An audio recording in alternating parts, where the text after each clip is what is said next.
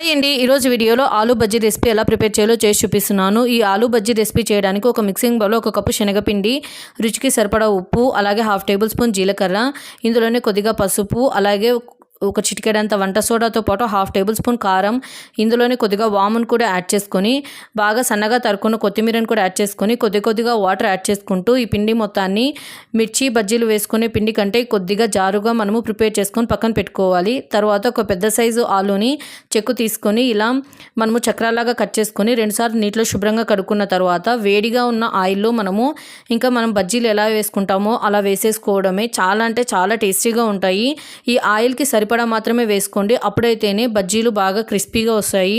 ఇలా మనము బజ్జీలను యాడ్ చేసుకున్న తర్వాత 2 వైపులా వీటిని మీడియం ఫ్లేమ్లో మంచి కలర్ వచ్చేంత వరకు ఫ్రై చేసుకొని ఒక టిష్యూ పేపర్లోకి తీసుకొని సర్వ్ చేసుకుంటే చాలా టేస్టీగా ఉంటాయి. ఒకసారి మీరు ట్రై చేసి ఎలా కుదిరిందో కామెంట్ చేయండి. అలాగే వీడియో నచ్చితే లైక్ చేయండి.